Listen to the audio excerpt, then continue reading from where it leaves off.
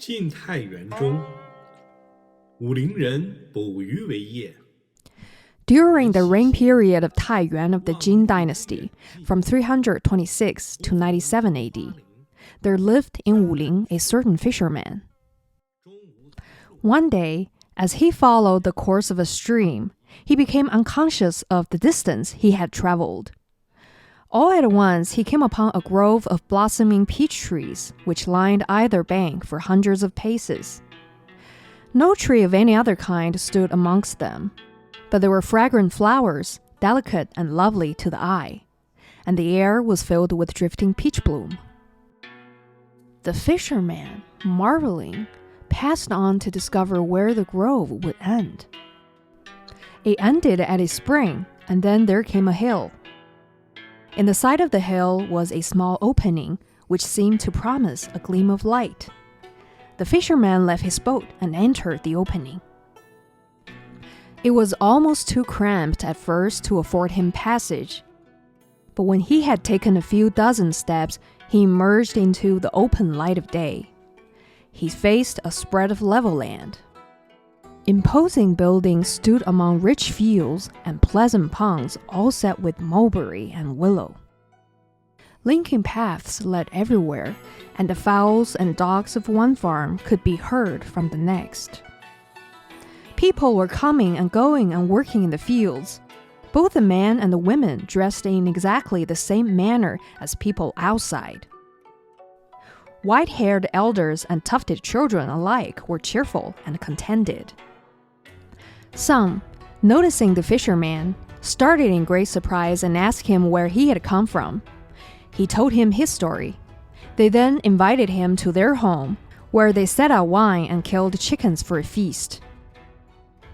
When news of his coming spread through the village, everyone came in to question him. For their part, they told how their forefathers, fleeing from the troubles of the age of Qin, had come with their wives and neighbors to this isolated place, never to leave it. From that time on, they had been cut off from the outside world.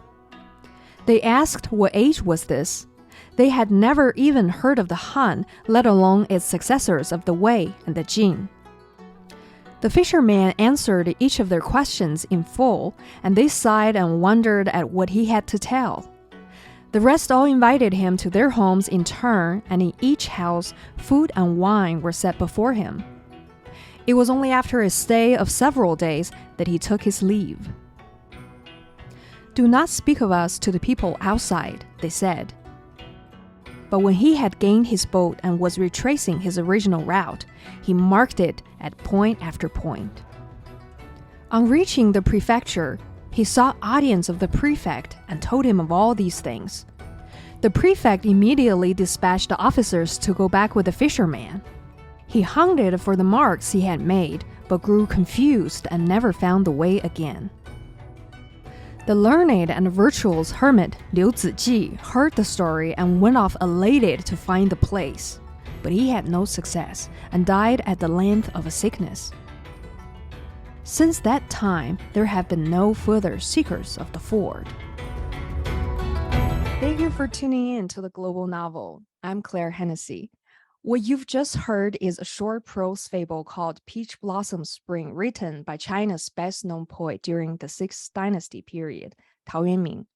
With us today is Dr. Wendy Swartz, professor of Chinese literature at Rutgers, to share her knowledge with us on the subject. Professor Swartz is the author of Reading Tao Yuanming, Shifting Paradigms of Historical Reception, and another book, Reading Philosophy, Writing Poetry, Intertextual Modes of Making Meaning in Early Medieval China. Welcome, Wendy. Thank you so much for joining the show.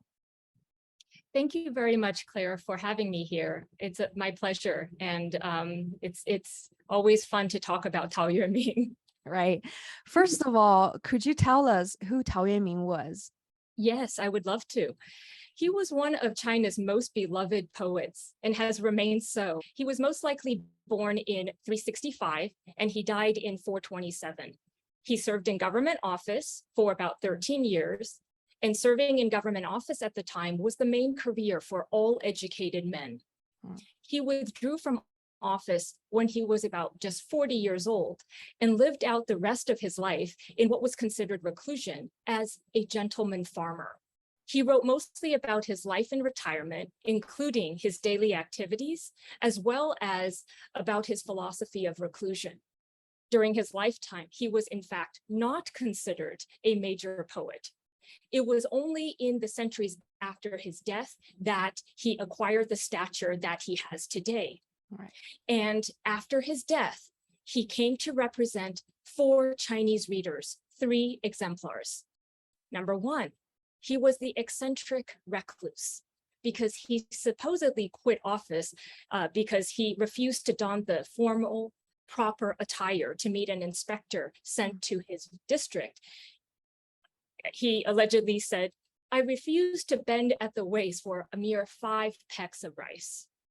He was also an ethical hero to many because he quit office before the change in dynasty and cryptically wrote about that dynastic change.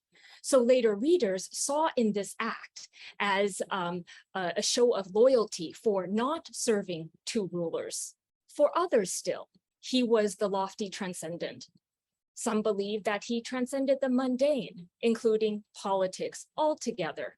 So the logical conclusion to this attitude can be seen in the early 20th century, when one prominent scholar claimed that although Tao Yuanming experienced extreme poverty and hunger after he withdrew from office and gave up his steady income, such deprivation surely did not bother such a lofty man. So as the stature of Tao Yuanming's person grew, so did appreciation for his poetry. For the last millennium, he has been considered a poet with few parallels in China.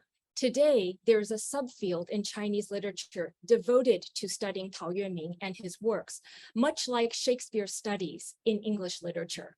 Wow, that's right.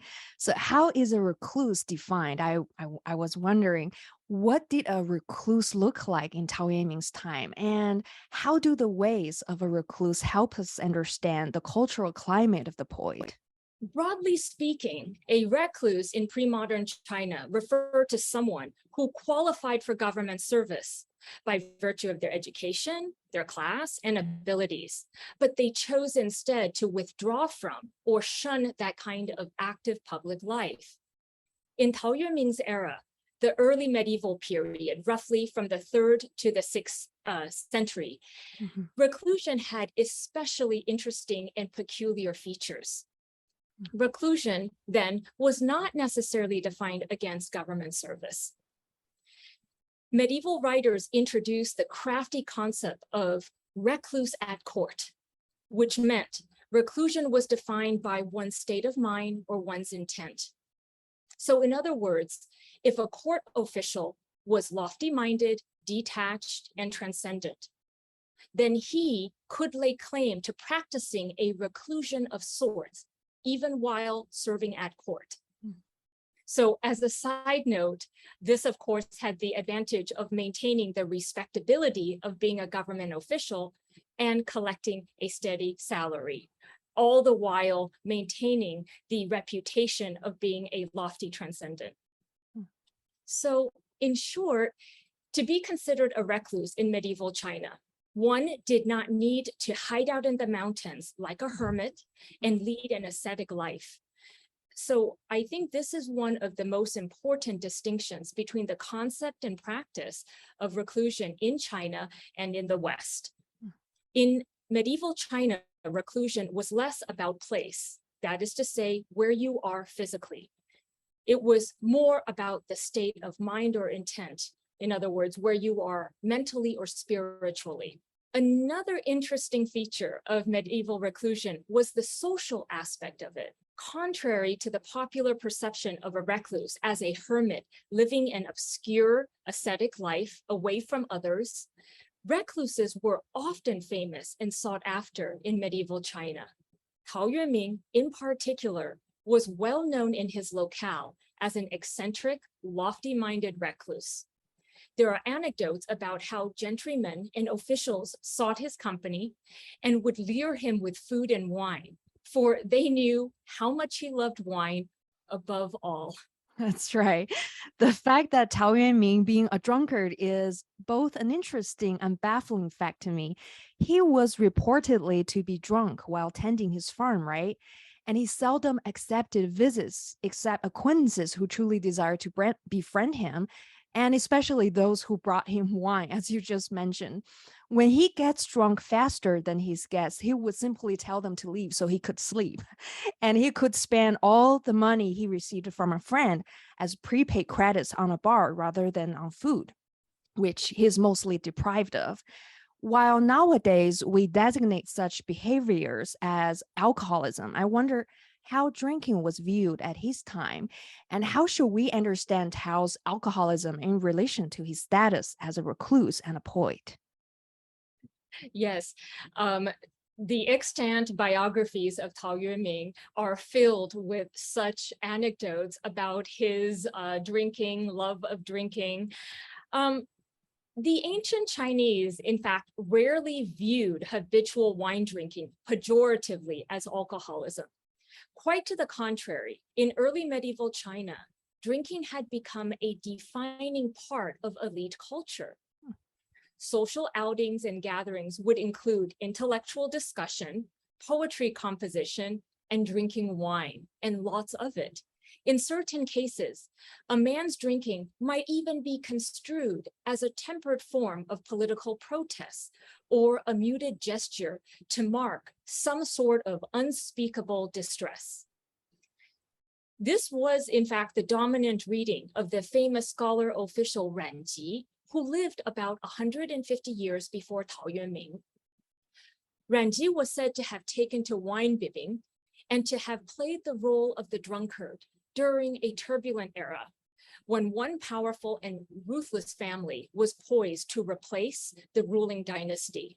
In the same vein, Tao Yuanming's liberal alcohol consumption was seen by many later readers as protest and distress over the rise of a military man, then poised to oust the ruling family and supplant the dynasty under which Tao Yuanming was born and presumably loyal to. Well, perhaps Tao Yuanming was such a loyalist who drank and drank in order to leave his mark of noble protest and to indicate in a culturally accepted sign his disapproval of current politics. Certainly, many of his readers would like to believe that was the case. And there is no good reason to debunk that reading, but Tao Yuanming himself would tell you in his poetry that he saw wine as what he would call, quote unquote, the care-dispelling thing. We can ask, what cares? Maybe it was the troubled political times, but surely his decision to renounce his worldly ambition, his decision to withdraw from government service, and to live a life of poverty. Surely those were his cares that plagued him from time to time.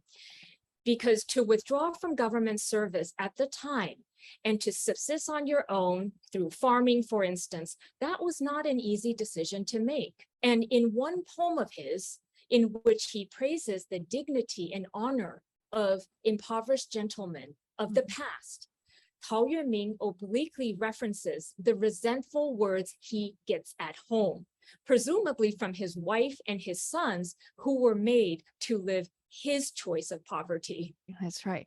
What are the major conventional modes of reading Tao Yuanming, and what is the new way of reading him as you proposed in your monograph? Well, since the 11th century, and that would be the Song dynasty, through the promotion of several influential poet critics, Tao Yuanming's poetry has come to embody the supreme ideals of spontaneity and naturalness. Spontaneous and natural has remained one of the dominant ways of interpreting Tao Yuanming's poetry. And here, I think for illustration, I would like to discuss as an example one of his most famous poems. And not surprisingly, it is entitled Drinking Wine.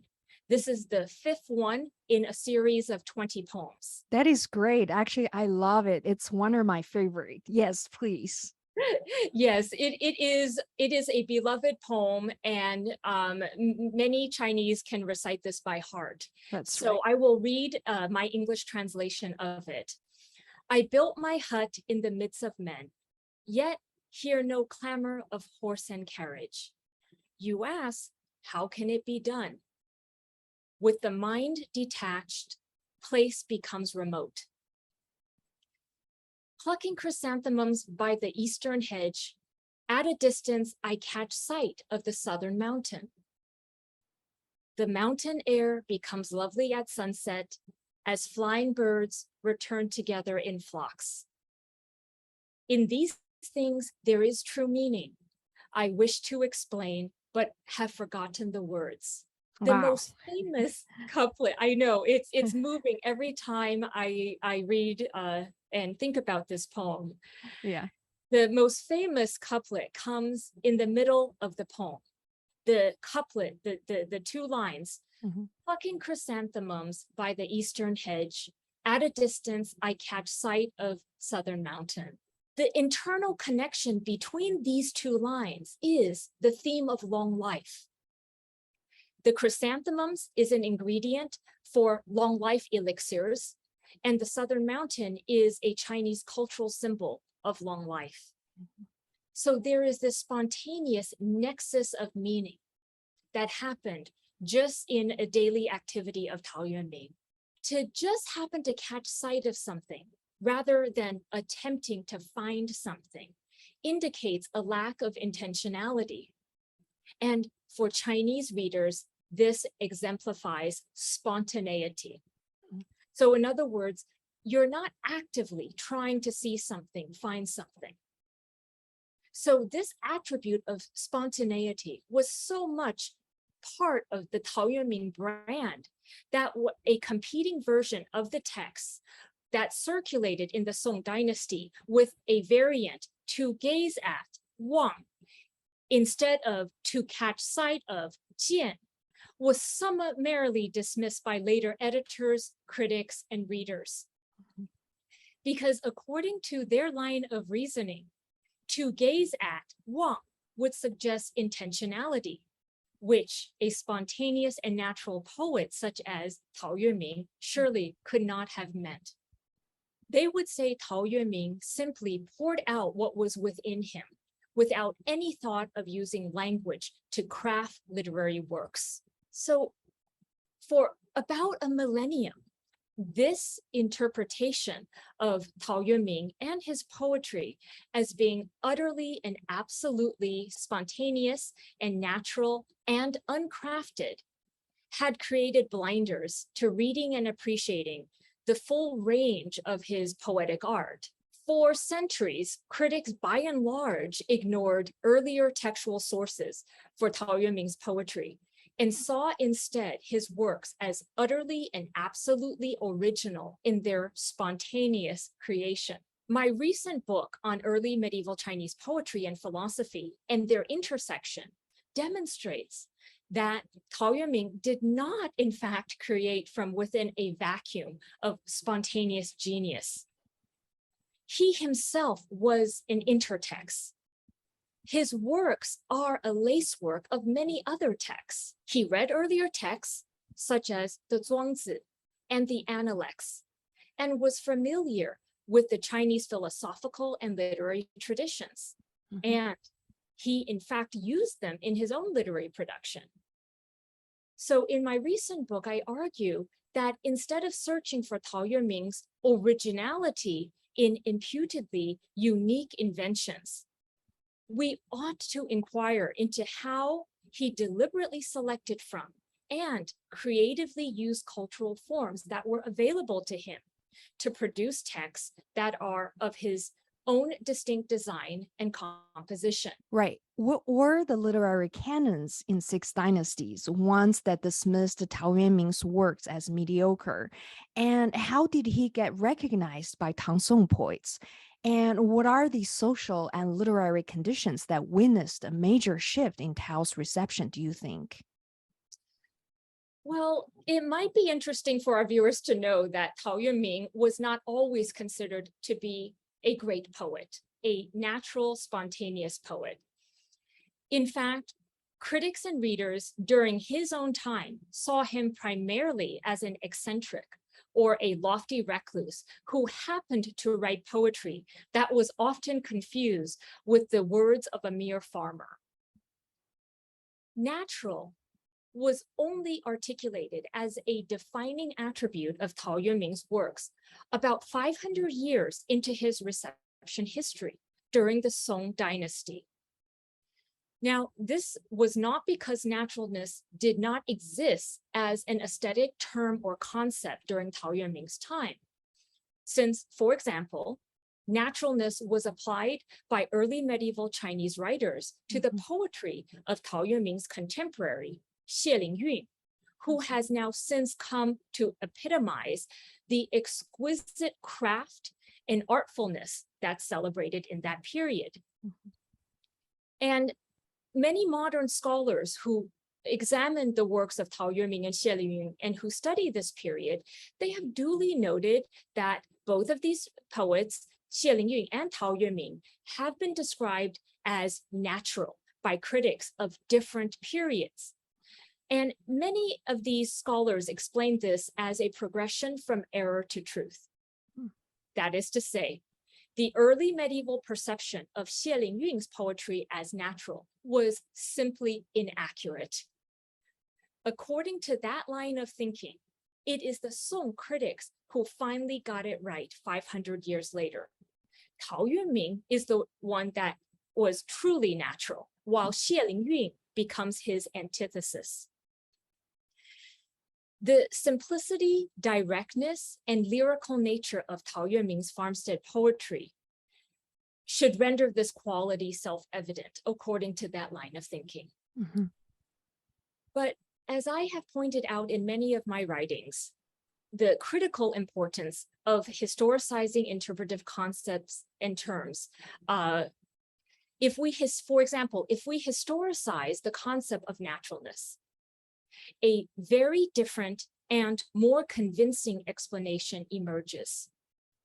The term 自然, what I am translating as natural, did in fact mean different things in the early medieval period and the Song dynasty 500 years later. One might think it odd that a concept like natural is not absolutely automatically self-evident, because we all fancy that we know what natural means.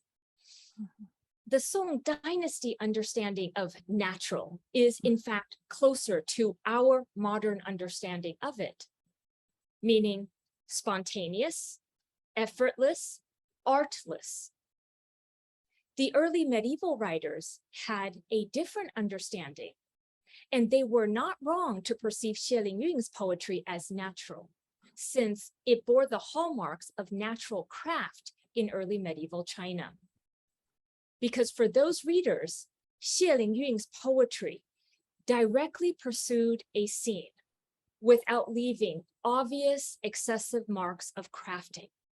And Xie Lingyun's poetry captured the appearance of things with verisimilitude, without the heavy mediation of illusions. Song dynasty critics later would concur that naturalness is inimical to prominent traces of crafting, and it is indissociable from direct expression. But most Song readers would not characterize Xie Lingyun's as natural because their conception of naturalness was also different in significant ways. By the Song dynasty, the notion of naturalness now required an absence of not only obvious artifice, but also it now required the absence of effort and the absence of intentionality. For Song critics, Tao Yuanming's poetry exemplified these qualities and therefore naturalness. This reading of Tao Yuanming has been dominant in Tao Yuanming studies to the present day. So how did Tao eventually become a cultural icon or moral hero for the Chinese literati? And how should we understand this collective process of cultural making of an icon? The case of Tao Yuanming illuminates brilliantly some of the most enduring collective desires and concerns of the Chinese literati class. Tao Yuanming grappled with the core dilemma for the Chinese literati, which was to serve or not to serve the government.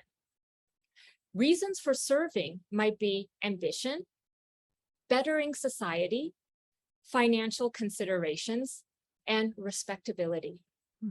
Reasons for not serving might be to uphold one's lofty standards and ideals and to maintain one's integrity because, of course, politics then was also at times messy and dirty.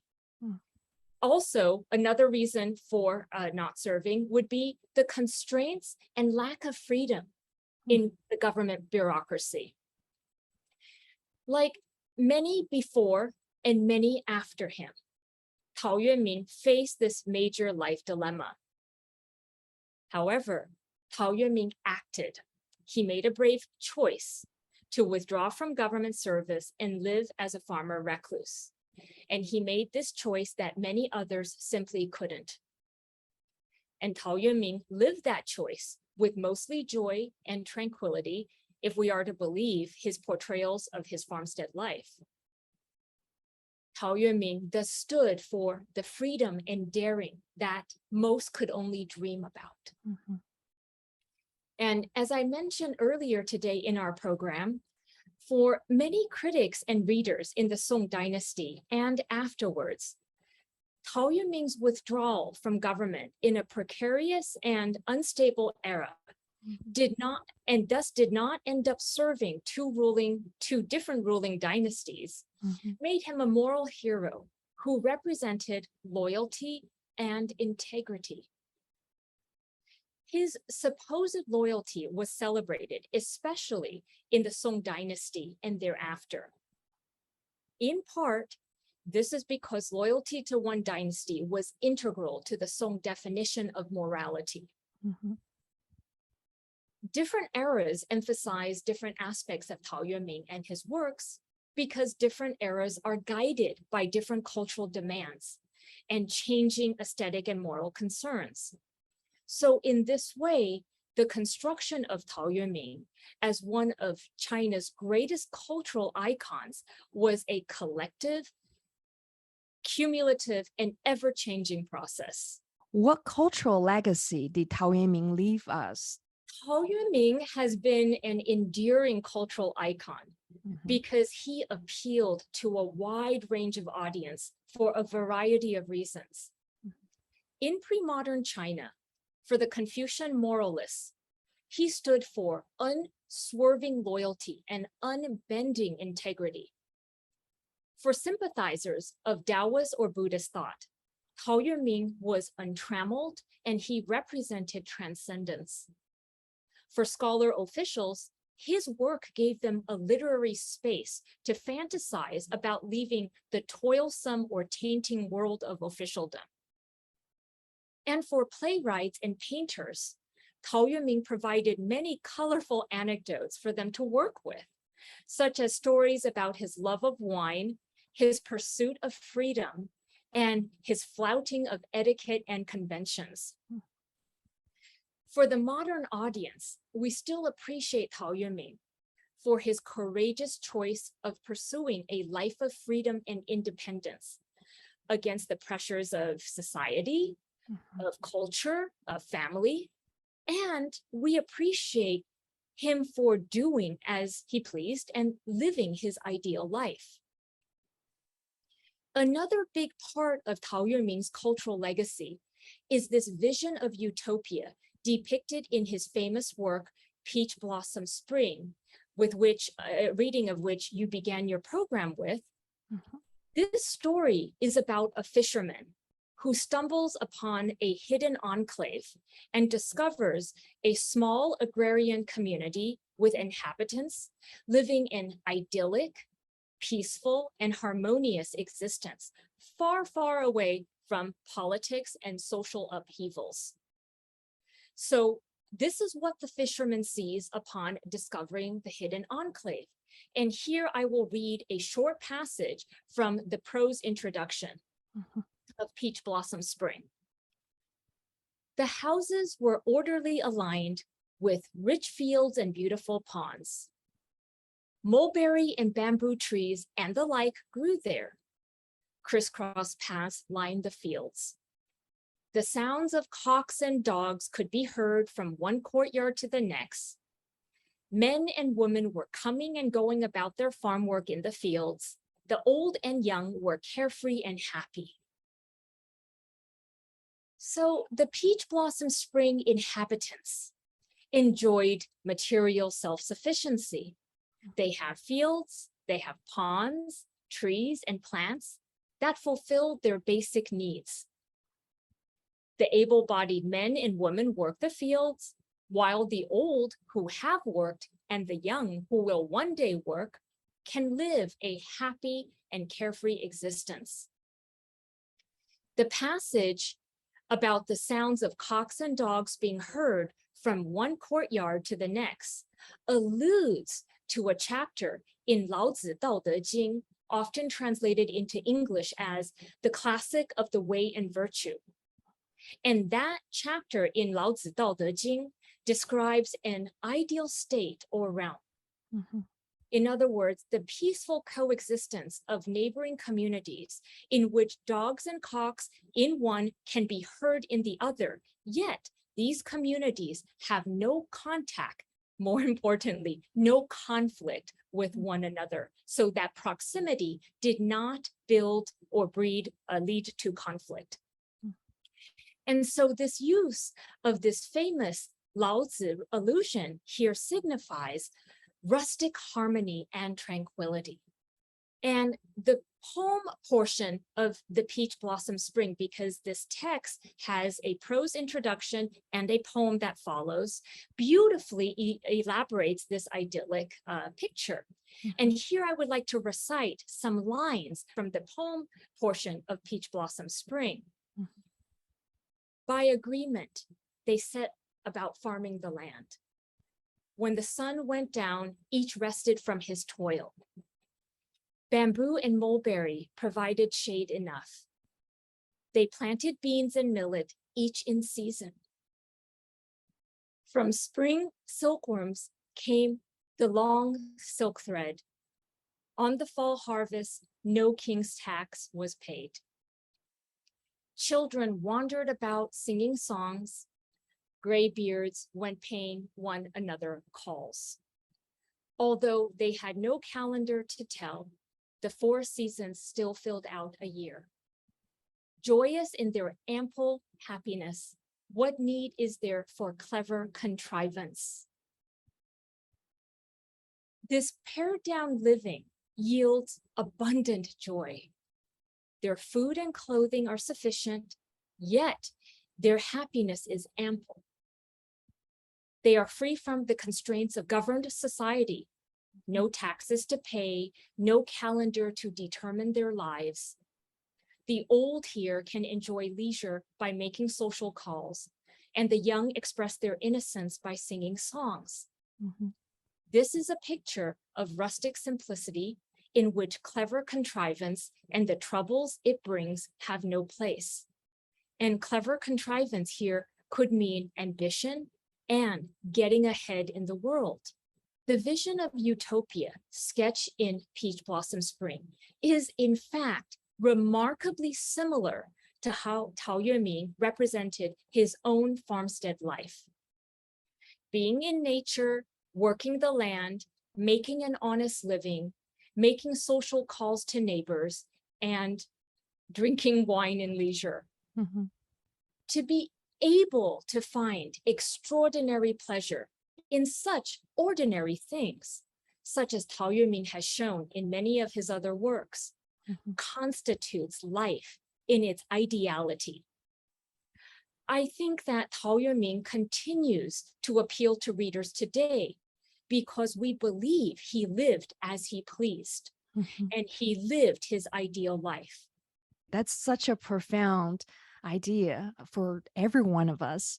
Well, thank you so much for making us understand Tao Yuanming and his time through such an interesting and enlightening talk. It's been my pleasure, Claire. Thank you.